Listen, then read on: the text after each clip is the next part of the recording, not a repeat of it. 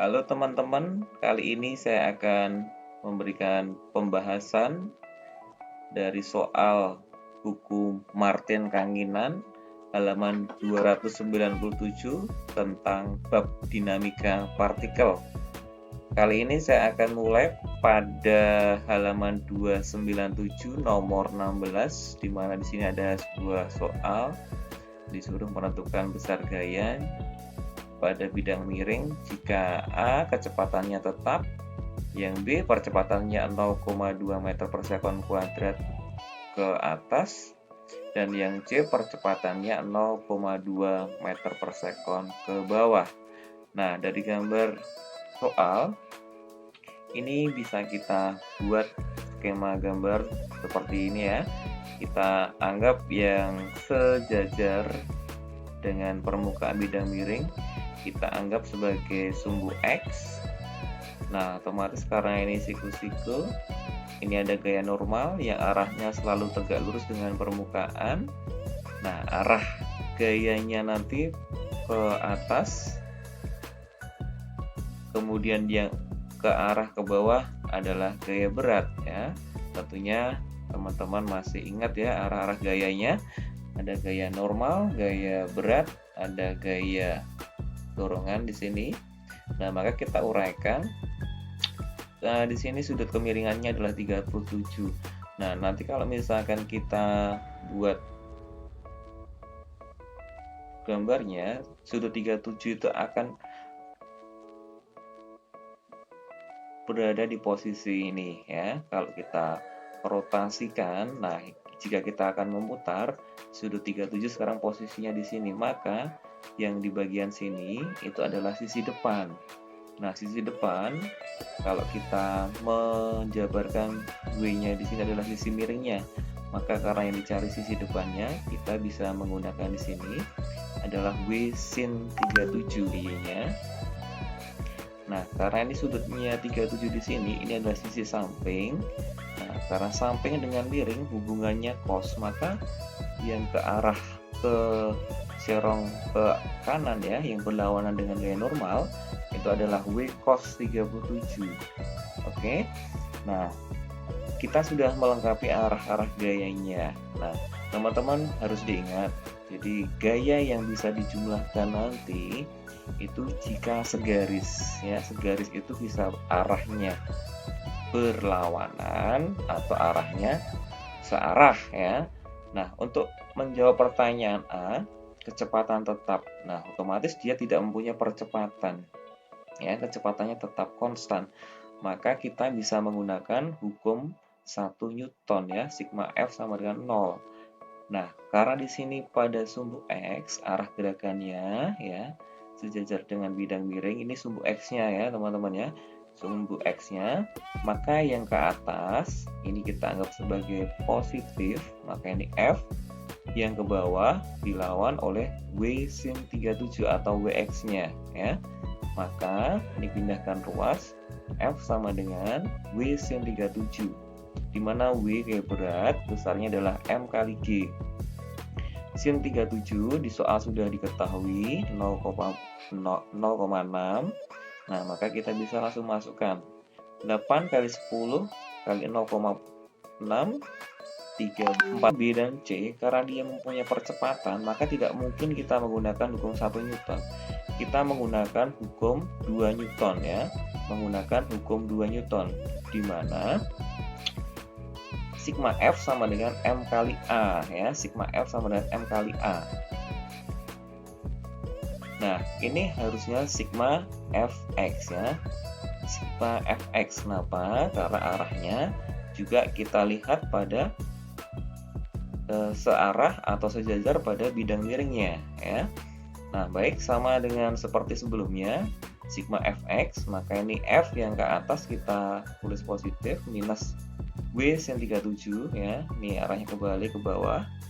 M dikali A ya. Oke, setelah kita gambarkan F minus 48 itu kan dari MG sin 37 ya.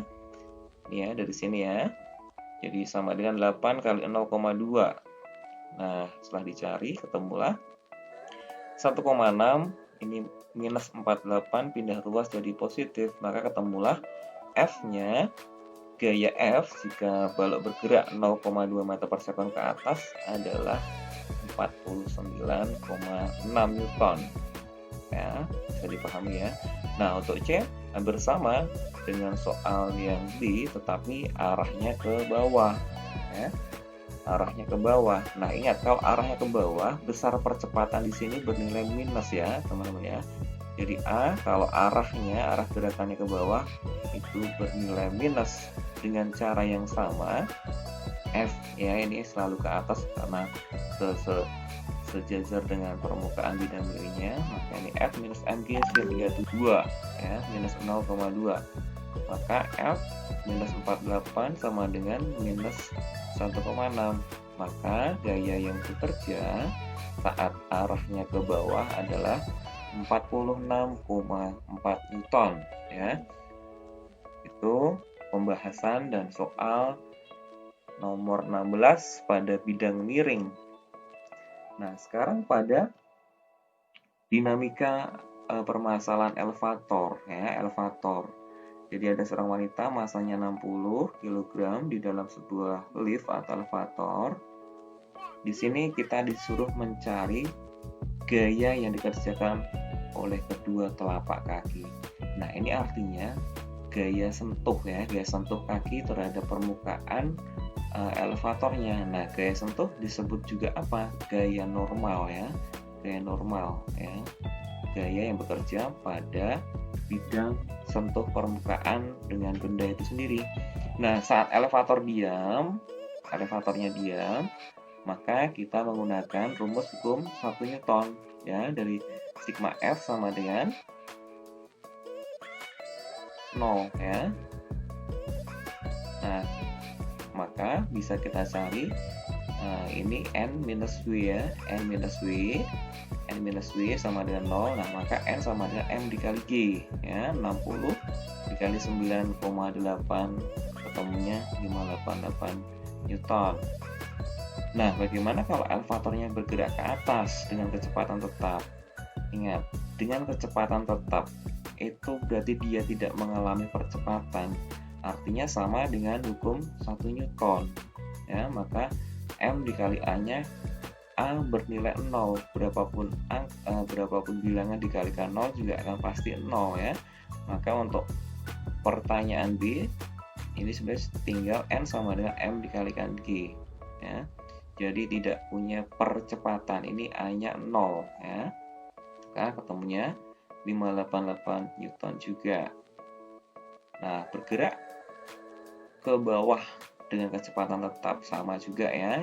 Jadi B dan C juga sama karena 0.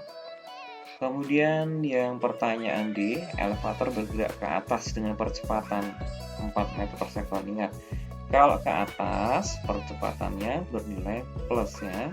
Kalau ke atas percepatannya bernilai plus. Nah, kalau A ke bawah bernilai minus. Nah, maka kita tinggal masukkan ini ya, ke atas maka ini 4, ketemulah hasilnya sekian. Yang E arahnya ke bawah, perlambatan maka ini minus, ketemunya 468 Newton. Dan yang F bergerak ke bawah dengan percepatan 4 meter per sekon sama juga ya, ini sama di E, maka G-nya kabel penahannya putus. Nah, ini maka berlaku gerak jatuh bebas ya teman-teman ya. Nah, gerak jatuh bebas itu Mg minus Ma sama dengan 0 ya, 0 Newton. Jadi dia tidak mempunyai massa dikalikan gravitasi dan massa dikalikan percepatannya sama dengan 0 ya. Itu penjelasan dan soal serta jawaban dari halaman 297 dari buku Martin Kanginan.